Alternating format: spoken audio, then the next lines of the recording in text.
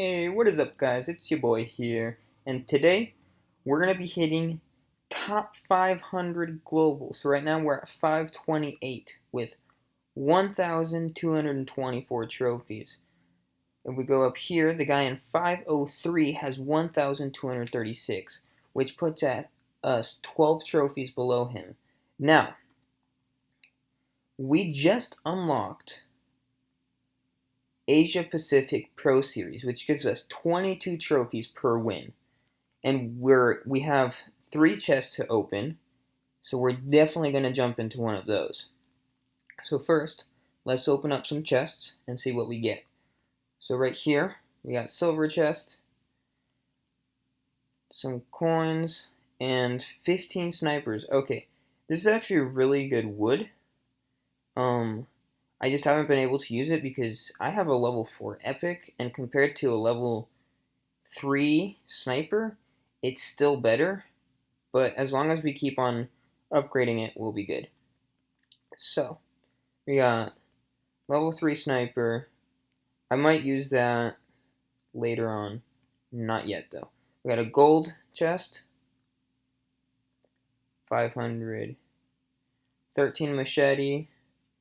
I believe I do not use the machete anymore. I used to use it, so I would have been happy with that.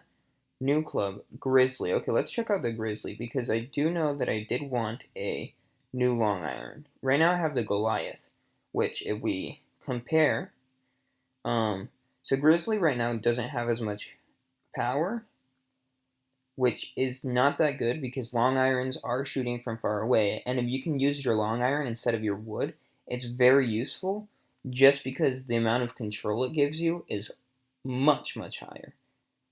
Accuracy is way higher, but long irons have a really slow arrow movement, so accuracy is not that important. Topspin is not important either, in my opinion, so I don't really need any of that. Backspin, we got higher backspin in Goliath. Curl, almost exactly the same, and the ball guide is unnecessary because we're too good to use that. Just kidding. No, okay, so actually, before we keep on going, we'll open up this chest, and then I'm going to explain the stats of each card.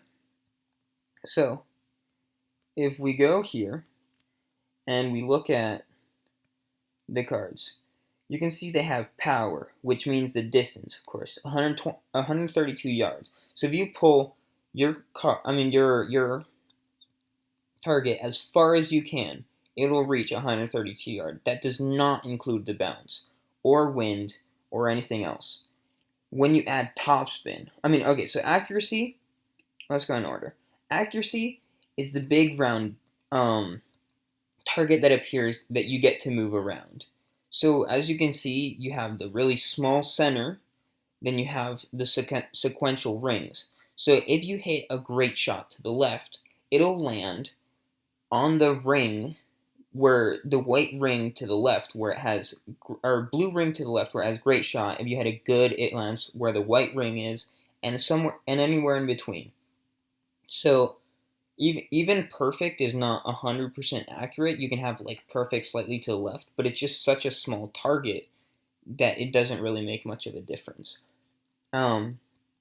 Top spin, when you put if you go up here and click on the ball, you can shoot up the top spin, and that increases the bounce distance of the ball. It does not increase the distance the ball travels on its first flight. So as soon as it hits, it'll shoot out further and move through rough better. Backspin does the complete opposite, of course. Backspin's really, really useful in long distance shots with short runway. So say you want to get it to the edge of the fairway and not into the rough on a relatively long stretch. You will try to hit it as far as you can and then apply lots of backspin to make it stop before it reaches the end, instead of risking it going a bit further back and adding topspin, because it gives you more control. It guarantees a stop. Instead, topspin is kind of unreliable because you can't always tell how far it's going to roll. So yeah, curl is when you move the club while you're aiming. If you move it side to side like so, that adds curl, which means that when the ball is in flight, it'll shoot out once to one direction and come back. It'll still land in the same position that you aimed at, but it'll land coming from a new direction, which means that when it bounces, it'll also continue to go in that direction, which means it's really useful for going around corners. Because when you shoot, it won't go straight through the corner, it'll bend around with it. Ball guide is the amount of distance that's shown after the first impact. So it hits once, and then it shows, for example, in the Goliath long iron, it shows 1.5 subsequent bounces. So those are the stats right there.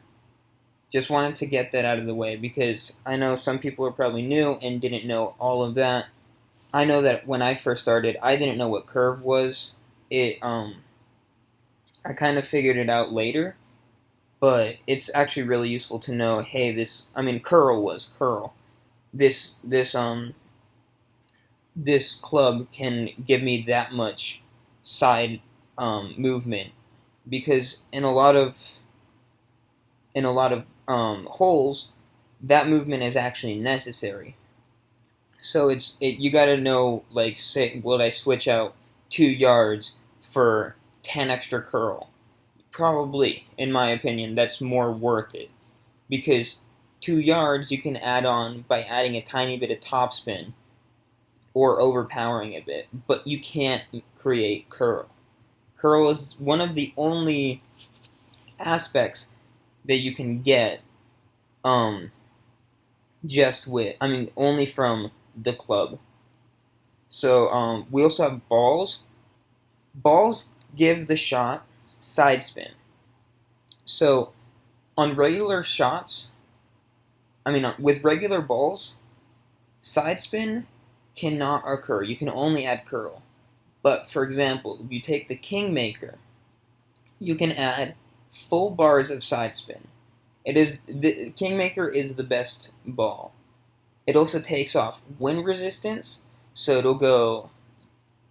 Say the wind is blowing 6 miles per hour. It takes off 35% of that, leaving us at about 4 miles per hour. So it helps if you're up against 12 miles per hour and you're barely just missing a shot. You can add that, and it'll probably decrease the amount of wind just enough for you to make that shot. But keep in mind, you can only select balls on your drive. So if you drive with a regular ball, you have to continue the rest of the course with a regular ball. Kingmaker is the best. Every subsequent ball after that has less and less side spin and less wind resistance, and so on and so forth. So yeah, that pretty much sums up all the stats and clubs and stuff. So now we're going to jump into a game. Let's go 1v1. This is our first time Tour 8. I really hope I don't lose because 300,000 is a lot of gold. Even up here. And if you are going to buy gold or gems, do it early. You can get, I think, about 175,000 gold for 7,000 gems. Now, that may seem like a lot, and it is, but 175,000 gold as a new player is so much more than 175,000 gold as a player at my level. 175,000 gold doesn't even cover a game for me anymore. As for you guys, if you're down in, say, wow, this is a new course. So if you're at, say, 300 trophies, the biggest you can play in is Asia Pacific. So, and that is 1.6 thousand gold. So you have over 100 games guaranteed with that purchase. I don't even have one game. So gold decreases in value a lot. Gems retain their value, however. So get gold early, keep gems for later, is my motto.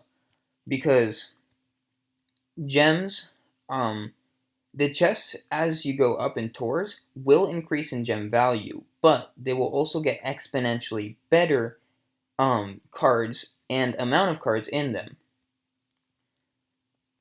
Oh well, he out hit me. So gold for early, gems for later. That's only if you want to buy. If you're not going to buy, don't really worry about it. I don't think it's really necessary to. I think it's probably well, coming from me, that's probably hypocritical, seeing as I did get gems. But it's definitely not necessary, and you can advance pretty much just as easily without them as long as you have the proper skills. Right now, if I was playing with worse clubs, I'd still do relatively just as good because you can adapt to each situation. I up here I play against people with like level 6 mile long. I mean extra miles, and they some one thing I've noticed is people with better clubs tend to use them worse. So they don't really know what they're doing because they don't really have to try as hard. Whereas if you start off with worse clubs, then you get a kind of better feel for the game, and then so when you do get better clubs, you can use them better. Okay, he hit a perfect shot. Please, no, okay. He keeps on out hitting me, but it's okay.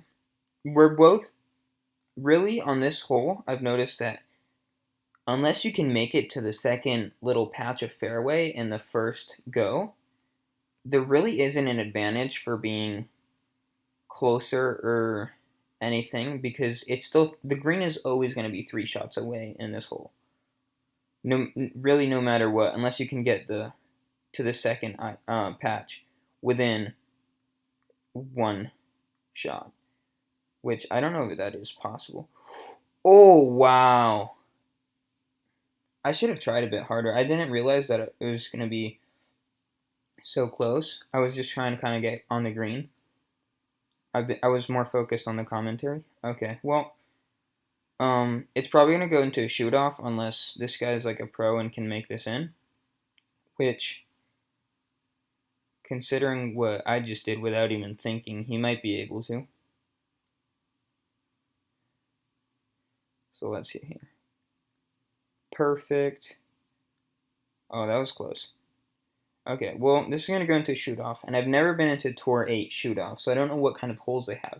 Something that's really good is to have practice in shoot offs, because, say, for example, I go into a Tour 7, which is still high for me. Like, I don't like playing Tour 7s because I don't feel comfortable losing 100,000 gold, and so I'm not really comfortable with the shoot offs, so it makes it more likely that I will lose.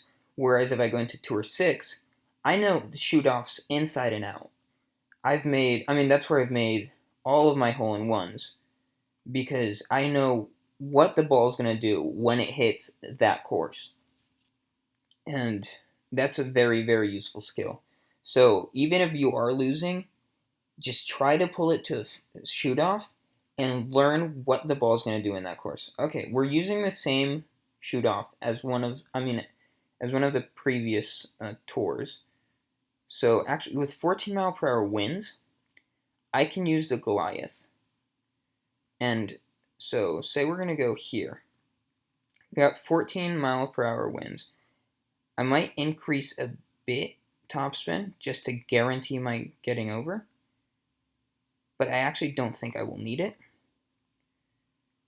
But better safe than sorry. That's another thing I've noticed. People tend to do very drastic shots. And I 4, 3, 2, frick. Great. Okay. That's still going to go over. Yeah. Very drastic shots for very low payout. Oh, okay. I'm probably going to lose this. I shouldn't have added topspin. That was my mistake there.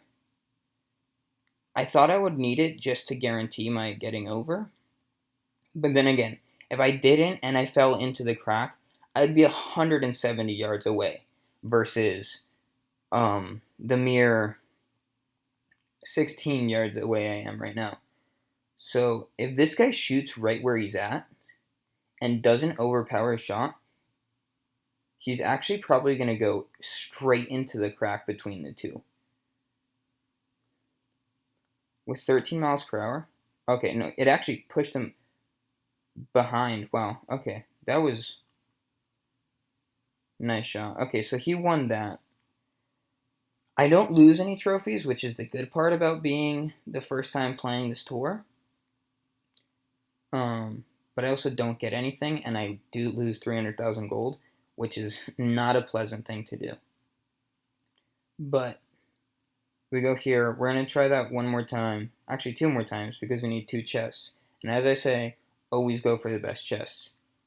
Because gold doesn't matter for anything except upgrading cards, which you can only get from chests, or playing games.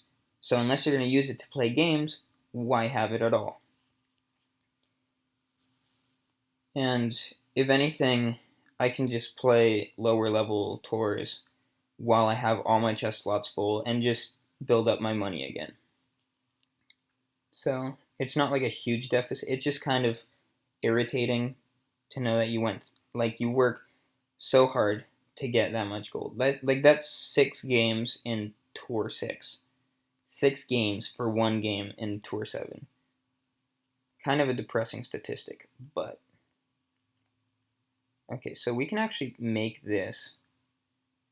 We add just a bit more.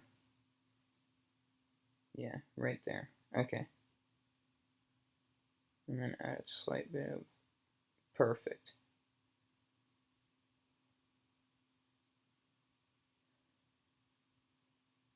Okay, I don't know. I've never seen this course either. So I think that's a good shot. Yeah, we're going to probably bounce it off the center island there. Seeing where we are. Yeah, I really don't know which shot's a smarter shot. Because if you go down from the fairway, you are further down the long strip here. You are further away, but you don't have that bunker with a little island in the middle to deal with. This guy's gonna go for it. He's got 5-mile-per-hour winds. If he lands in the rough, he could even get through the rough probably if he hits it well. So let's see what he does. He's adding curve that way, which I do disagree with because he does have 5-mile-per-hour winds already taking him that way. And yeah, see, if he didn't add side spin, curl, he probably actually would have made it to the fairway. But I mean, props to him for trying. You know? I mean, making a shot like that is always risky. So we're going to throw down some backspin. And we do have 6-mile-per-hour winds. So we're going to probably want to go right about here and add some curl. Actually, no curl, because the wind will push my ball when it bounces too. So let's go here, see what it does. Oh, come on, go in the hole. Yes! Look at that. Eagle. Nice. That was a beautiful shot. That's being saved. Look, I hearted that. You can see in the little corner where the heart is, so you can save replays. Oh, this is going to be tough for him to come back from. That feels good when you just make a perfect shot like that. Woo. Okay. I really don't think he is. If he does, I mean, that'll be probably surprising to both of us. Yeah, no, he hit great, so he's going to go off to the side. That's a win, and the chip-in eagle from, like, over 100 yards away. So, damn, that was really nice. Feeling really good about that. He lost 22 trophies. That was a big hit to him. Okay, Tour 8 silver chest, and if we go over here, Guess where we're at? Global 487. Top 500, guys. I'm going to keep on pushing. I really want to get to uh, top place. I mean, look at Jake in top place. Does he look like he deserves it? Just kidding. That was mean. But, yeah. Oh, also, I saw a guy over here. I don't remember who it was, but somebody had 6,000 games under their belt. And I did the math. So 6,000, divided that by 60 to get the minutes into hours. So we get 100. Okay, so we have 100 times 5 because each game, I'm going to say, is about 5 minutes, right? So 100 times 5 is 500 hours. Divided that by 24, so we've round 24 to 25. That's 20. 20 days of straight playing. I mean, I don't even know how long the game's been out. Obviously, it's been out for more than 20 days because he didn't play for 20 days straight. But if you've spent 20 out of your past 30 days gaming on this, I mean, that's just kind of sad, in all honesty. Um, if I find somebody with a high trophy, I'll take a screenshot and just post it on the. I'll edit it into the video for you guys. Yeah, okay. I'm gonna stop looking around. Stop messing around. We got our Tour 8 chest. We're top 500. Now, we're gonna play one more, fill up our chest. Hopefully win this. If we do win this, I will open a Tour 8 chest, King chest. I know I don't have many gems. I mean, probably a lot more than you guys who don't want to spend their money. But I don't have a lot. I mean, I have enough for 2 chest openings, I believe. So I'm gonna do one right now, and then save another 4,000 gems for a special occasion, just like this one. I mean, hitting top 500 is pretty special in my opinion. Kristoff. Okay, so we got another pretty low level player coming into Tour 8. So let's show him what Tour 8's all about. Okay, we just played this course, and we just got a an eagle chip in on it. So it'd be kind of embarrassing if we messed up. Okay. So let's go here. Perfect. So something I was doing before, oh, I hate it when it does that and the tree covers it. Something I was doing before was being kind of rushy with my pointer. I was like, I don't like waiting and getting into like a kind of like a metronome feel, like just going back and forth, because that kind of messes me up. So I used to go just like on the first or second pass, I would just instantly go for it, which is a really good skill to have when you have like about 3 seconds left to make your shot and you just pull back and go. But I've been trying to just pause and let it go a bit and just kind of get the feel for it a bit, and um, it does kind of mess with me a bit. But the more and more I do it, the better and better I get, and I've been getting a lot more perfects recently. So I think it was definitely worth the practice. Okay, so we had 6 mph up here. We're gonna have 4 is gonna go down here. That seems pretty legit. Okay, so we're gonna add a tiny bit of curl to this side because, oh no. Okay, we still bounced on the island. We're still on the green. Oh, if I had that perfect, I would have been a lot closer. The reason I added the curl is because although before I did have more wind, it was also directed at a different angle. So we had like a 45-degree angle wind, whereas this time we had just a straight 90-degree angle wind to the side. Or, yeah, 90, 180, okay, no, 90 degrees. It was completely perpendicular to me, is what I mean. Whereas last time it was coming at me at a 45-degree angle. So he's also going to go on the green. So we're going to go into shoot off in this one.